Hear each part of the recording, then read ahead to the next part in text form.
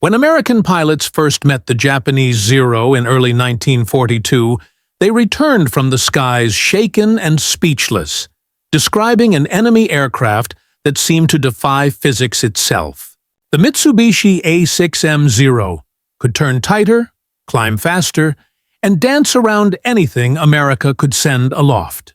Over Darwin, Australia, in February 1942, 9 Zeros tore through a formation of P-40 Warhawks, downing 4 in minutes without a single loss. The story repeated itself over the Philippines, Wake Island, and the Dutch East Indies. The Zero's secret was simple, but lethal. It was astonishingly light, stripped of armor, and agile beyond belief. An airplane built not to protect its pilot, but to make sure he never got hit in the first place. American aircraft, like the F-4F Wildcat and P-40, simply couldn't turn with it. 3 seconds of difference in a turning circle meant life or death. Pilots who tried to fight by the old rules, turning, circling, dogfighting, died by the dozens. Lieutenant Commander Jimmy Flatley admitted it bluntly. Courage wasn't the problem. Doctrine was. The rules of air combat no longer worked, and as zero fever gripped the Pacific, the realization spread. America could lose the air war if it couldn't find a way to outthink the Zero. That's when Commander John Jimmy Thach began scribbling ideas on his bunk aboard the USS Lexington. He studied every after-action report, analyzed every pilot's debrief, and noticed something crucial. Zero pilots were predictable. Confident in their aircraft's superiority, they always pressed their turns, always chased, always assumed Americans would keep turning. That predictability was their weakness. Thach used matchsticks on his desk to simulate air combat and discovered a pattern. The beam defense position, soon immortalized as the Thach Weave. 2 Wildcats would fly side by side. When a Zero attacked one, both turned toward each other, crossing paths so the attacker flew straight into the other's guns. It demanded split-second timing and total trust. Thach drilled his men endlessly until the Weave became instinct. And at the Battle of Midway in June 1942, the theory met reality. Thach's 6 Wildcats were swarmed by Zeros, but when he and his wingman began weaving, the trap closed. 1 Zero burst apart under gunfire.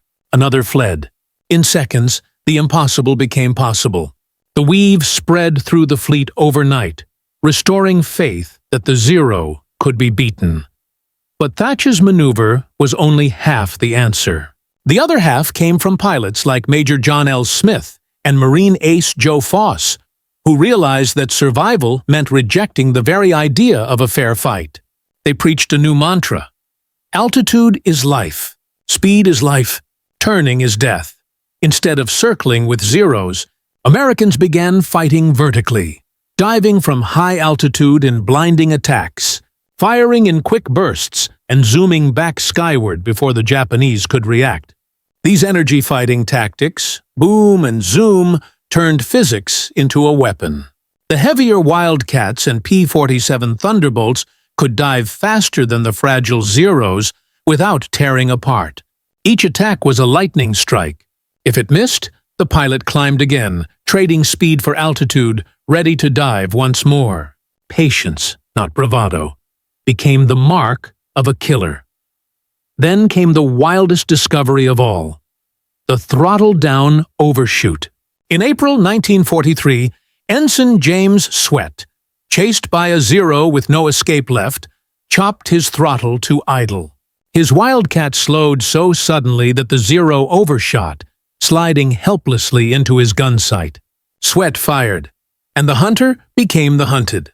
Pilots began to refine the trick, learning exactly when to cut throttle, when to let the enemy's overconfidence carry him past. It was deadly psychology made mechanical. Guadalcanal became the proving ground where all of these ideas fused.